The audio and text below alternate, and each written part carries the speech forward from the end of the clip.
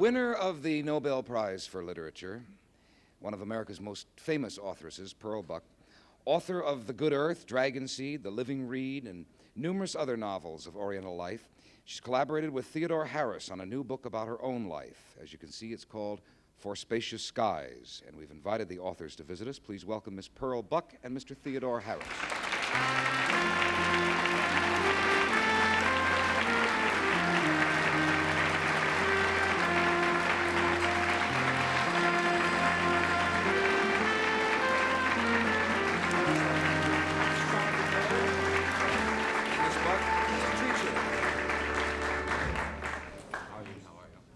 That seemed very strange to say, Miss Buck. Miss Pearl Buck and her collaborator. Ah. First time you've had a collaborator that I recall. Yes, because it was on a very special subject. Not just me, you know, but about a good many thousands of other people. How did this happen to come about? Well, I think the book was my idea, really. We toured about 87 cities in about 15 months. And it gets rather dull in the back of a car. Miss Buck doesn't like to fly. Forgive me with the airlines. Oh. But I do fly, just the same. We drive, and we pass time with this sort of dialogue game. I write my part of the conversation and read it to her, and she writes her part of the conversation and reads it to me. Interesting, interesting. Did you two meet here in New York? Oh, no, we met in Philadelphia, I believe. But that doesn't matter so much, because I was really... this whole thing began in Japan and Korea in 1960 when I was over there making a film. I was invited to Korea by the Korean people, and I had seen these new children in Japan, and when I went to Korea, I saw, do you know about these new children? I know about your foundation. Yes. I know well, quite well about these children are an entirely new group of people in the world today, a very big group, and their fathers are American servicemen. And their mothers are the women of Asia in the 7 countries in which our men have been. And they're perfectly beautiful children, and they're being sort of wasted. I didn't, tell you the truth, I didn't want to begin anything new because I have a lot of books to write yet. But, well, I did begin it. Your foundation is for the placing of displaced children. Well, no, it's not quite that, because while some of these children are brought to this country for adoption, most of them have to stay in the countries where they're born because there are just too many of them. About 1 man in 10 becomes a father, and you just count up our men and you realize that's quite a large new group in this world. And about half of them die before they're 5 because of the difficulties of their life. But the ones who survive are really beautiful, wonderful people. The eldest now about 18 or 19, and they're still being born, of course, in quite large numbers. And as an American, I can't bear to see them grow up, you know, without any opportunity and no education. They're quite stateless because the Asian people look on them as Americans, because in Asia the children belong to the father, not to the mother. Didn't realize that. Yes, they do. And so if you don't have a father, you don't get registered, your birth is not registered. Therefore, you're stateless. They think of them as Americans, and we don't. Are many of them here in America, Miss Buck? Some are brought here for adoption, but relatively few can get here. Approximately how many do you take care of? Well, we're only 2 years old, isn't it, Mr. Harris? Just 2 years, and we're educating and supporting about 1,000 children in Korea. Of course, that's a little very over 100 in Japan so far. But we've only just begun. And what the foundation is really just a tool offered to the American people as a means of getting to know, doing something about these children. Why didn't this problem present itself before? I don't know. Has it only been since the Korean War?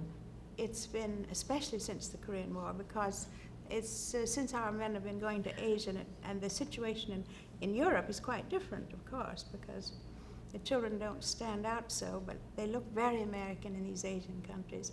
And the whole family system in Asia is such that they are excluded from it. They don't belong to anybody. You were born here in America, weren't you? I was the only one of my family. And then went immediately to the Orient, to China? When I was 3 months old. And then when did you leave China? When I was 40. Ah. I was here at college and then went back again. Were you forced to leave China? Well, I could see that communism was coming, and I knew I could never live under that rule. Well, having lived there and knowing the Orientals as you do, you'd be in a fairly good position to predict a little, in the sense of what will the future of China be? Partly what we make it, I suppose. What we make it? Could you explain that a little more? Well, I think they'll either be enemies or we might be able to make them friends. Even under communism? I think communism is changing, How so? moderating people.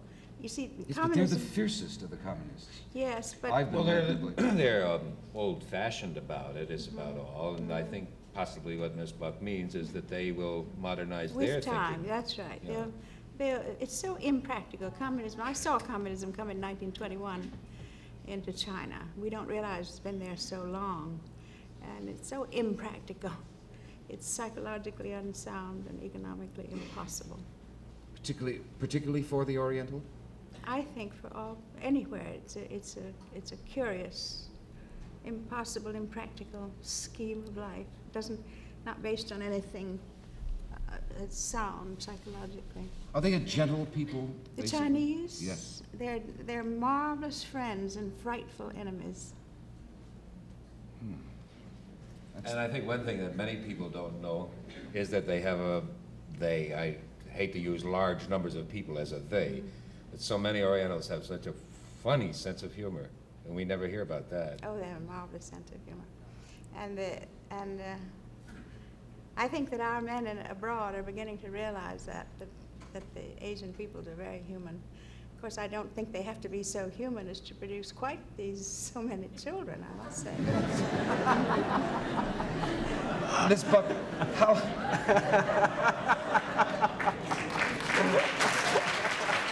I think I'll use that in my book. Miss Buck, how often do you go over?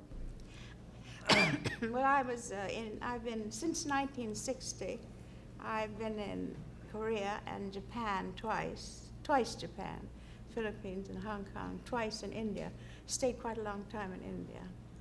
And we're going, Mr. Harrison, and other members of our staff are going to Korea and Japan in about 10 days. We want to see what's going on with the children. And Are there homes there for them? why don't you tell? Well, most of the children that we take care of are children who are actually living with their mothers. And we enroll them. We use facilities that are already there. We don't want these children set apart from the Koreans. We want them to be a part of Korean society. And the Japanese. No segregation. Well, let me recommend your book, if I may. And I noticed all royalties on this book go to the Pearl Buck Foundation. Yes. That's very nice. Pearl S. Buck and Theodore F. Harris in For Spacious Skies. Are you also writing something at What the do you moment? think? Huh? What do you think? Oh, come on, give us a scoop. It's not often you get to No, sit and talk with Pearl Buck. Of course I write, being a writer above all else. And I'm doing now a novel on modern India. India's fascinating these days, by the way. A very exciting place. And then I want to do... Can you get Louise Rayner for the film? I wish I could. Yes. She was wonderful, wasn't she? Yes, she was. We'll never forget her. And then I want to do a book about a novel on modern China. I have a marvelous story based on fact of a woman who, well, I can't tell the story exactly, but she manages to live in a very capitalistic way because she has a marvelous restaurant. And the time that the communist leaders are the least communistic is on the subject of food.